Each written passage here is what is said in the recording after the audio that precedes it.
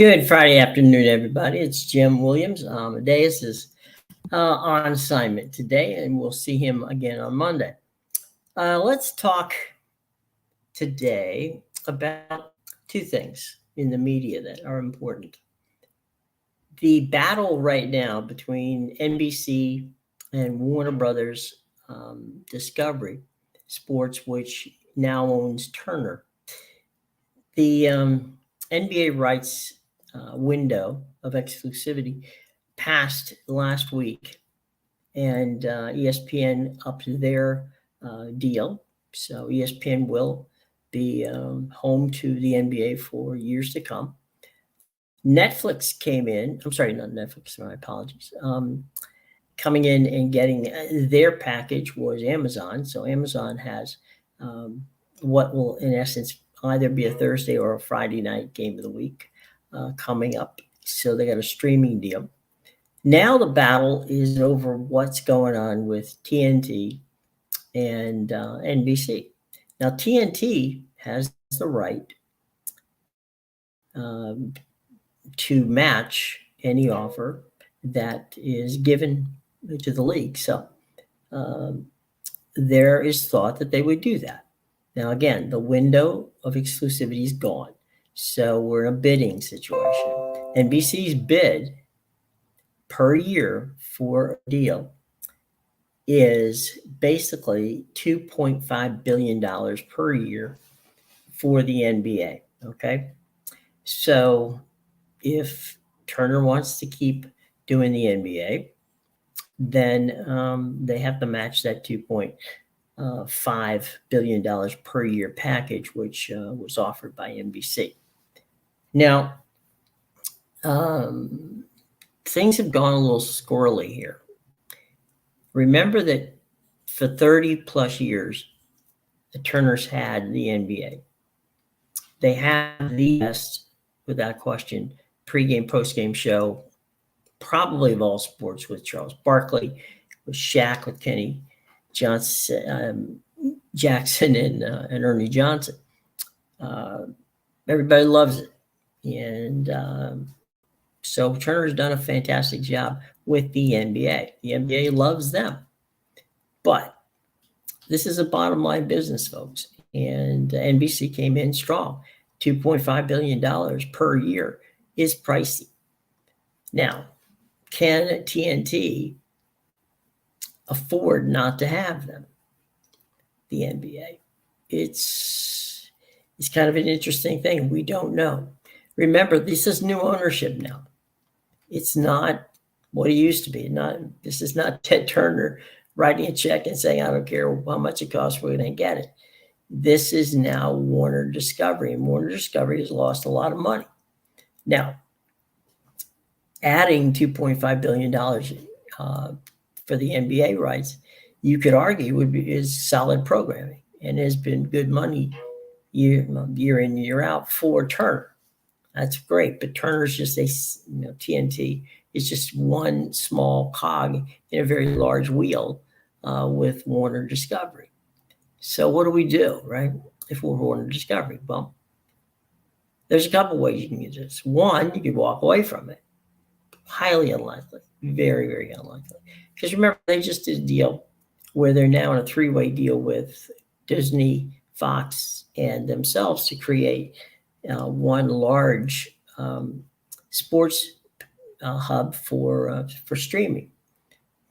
Without the NBA, that does mess things up, because the theory of the case when they started this thing was that Turner would keep their rights, NBA rights, ESPN would keep theirs, and so you could watch theoretically on this new streaming package all the NBA games from beginning to end, including the playoffs and the championship games, all in one place. So that had tremendous value.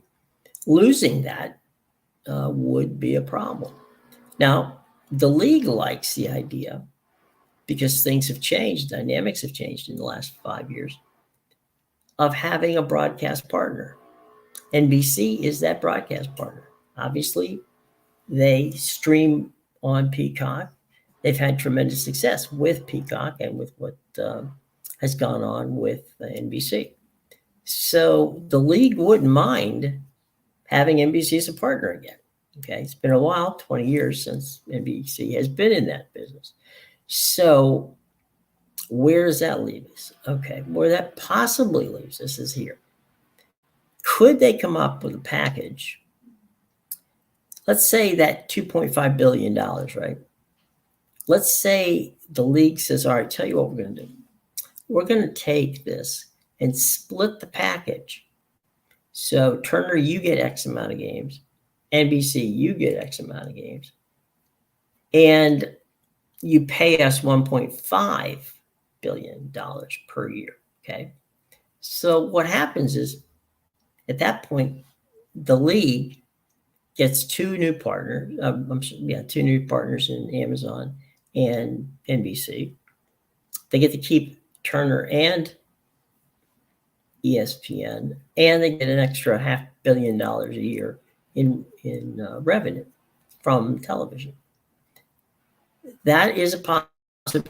In my mind, that is likely where it's going to land because, as I said before, the league likes the idea of keeping Turner. They've been, good soldiers over so many years, as I said, over 30 years in that space. There is a bit of loyalty that they want to show them. So the key here is, can those packages be attractive enough to warrant $1.5 billion per company?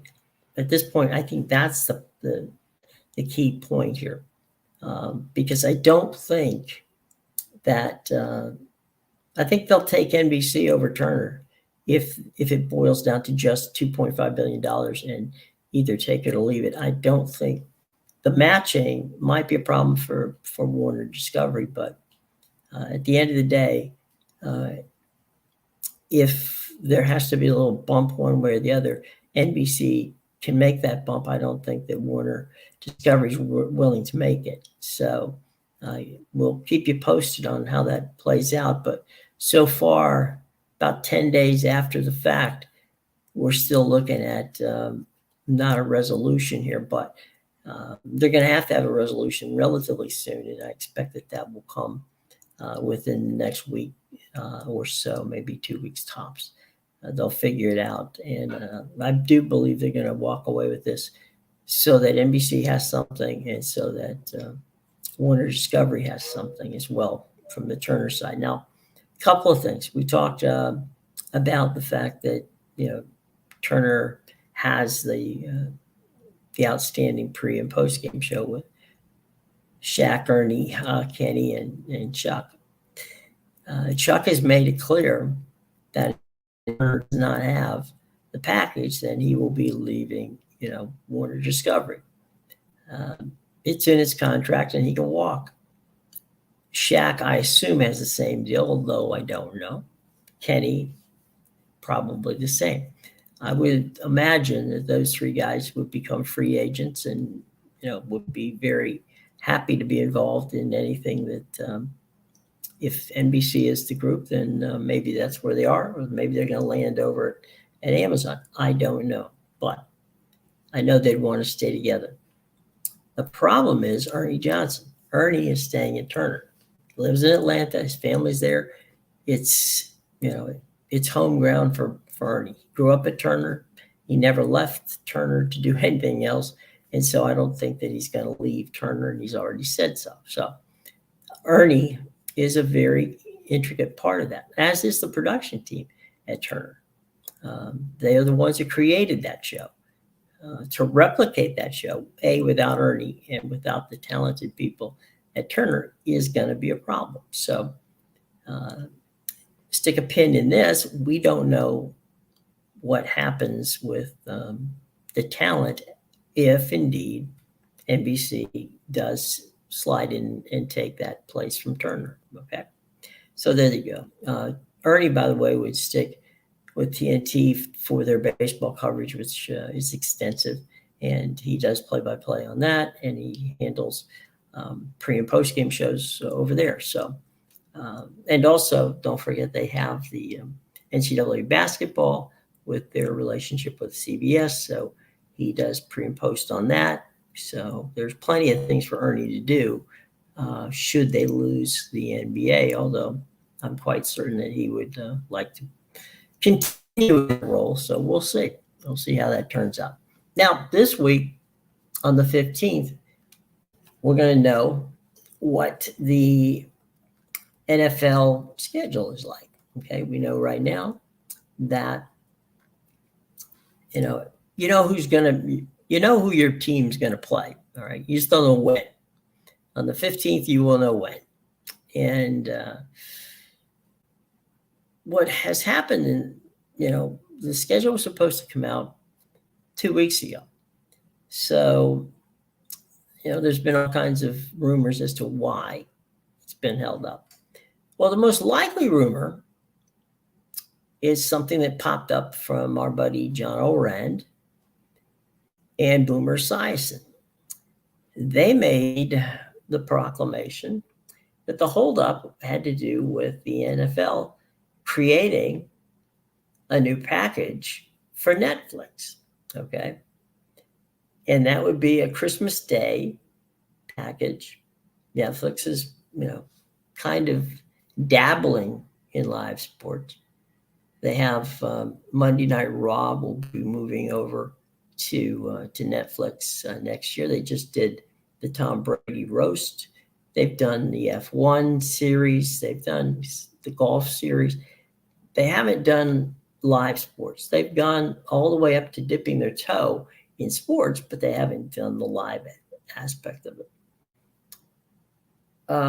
A Christmas Day package makes sense because once a year, Netflix would have NFL on Christmas. They would be the exclusive home on Christmas for the NBA. I'm sorry, for the NFL package.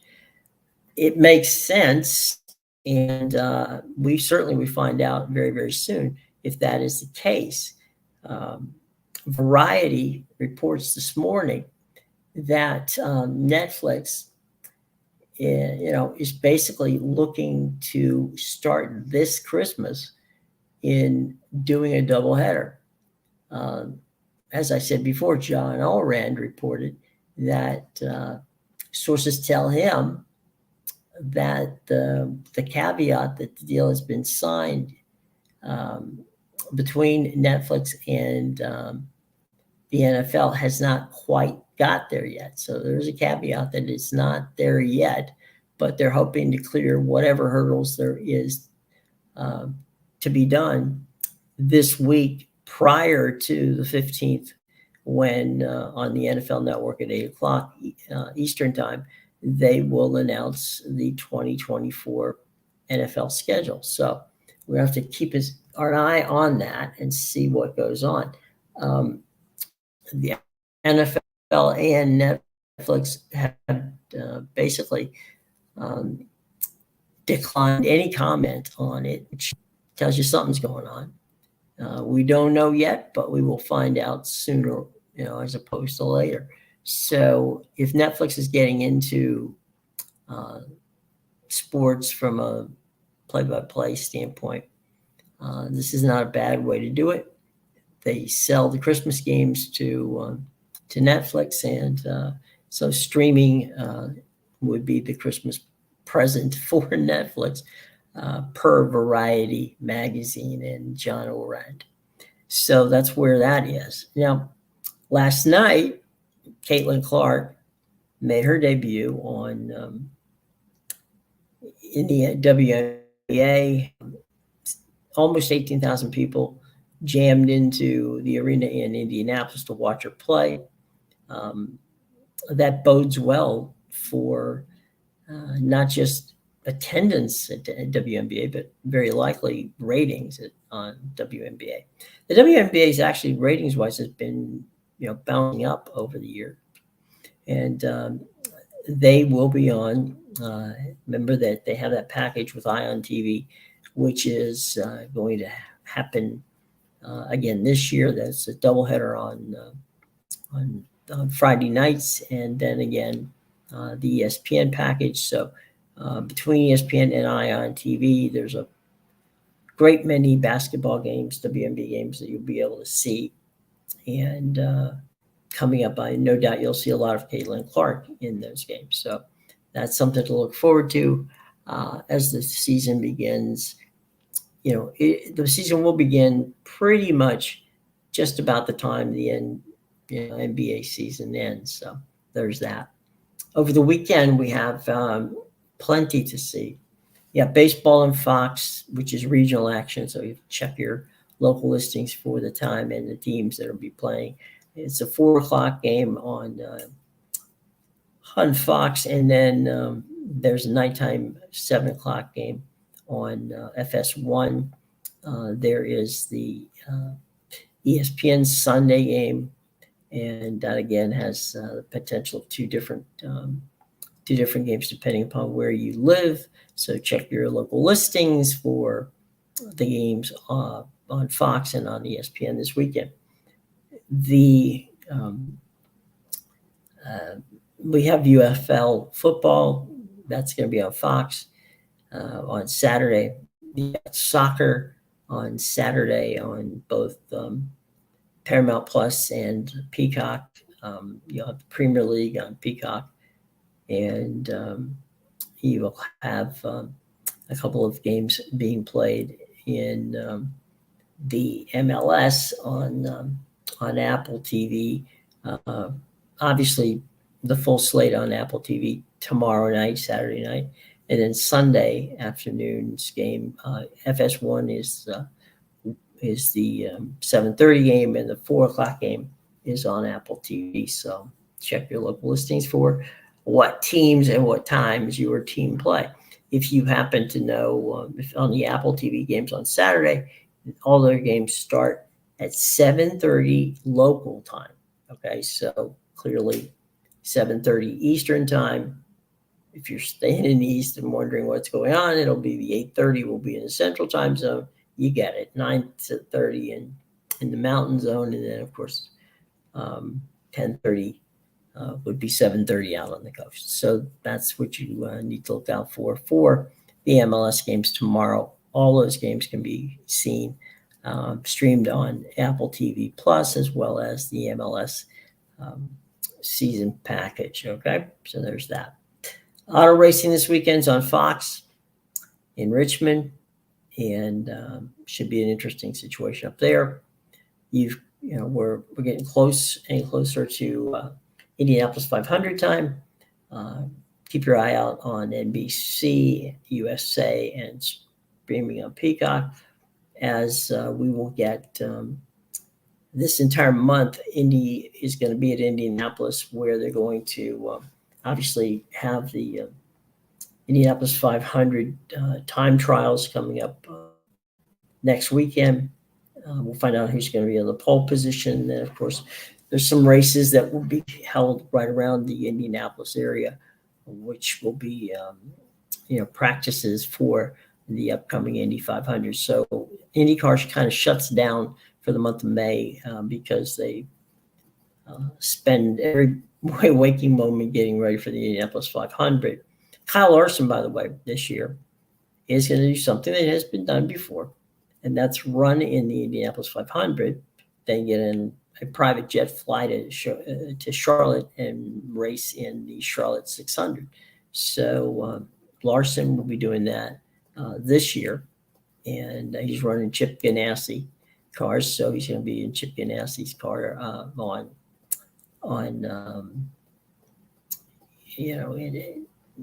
in Charlotte and also in Indianapolis. So keep an eye out for that. So if you're a stock car fan this week, NASCAR is in Richmond all weekend long. That means tonight the trucks, tomorrow Xfinity Series, and then Sunday will be the Cup race. And Indianapolis wise, you'll get to see some tune-up, some practice runs on the Indianapolis Motor Speedway as they get ready for the 500. So television wise, my friends, that's about what I can tell you.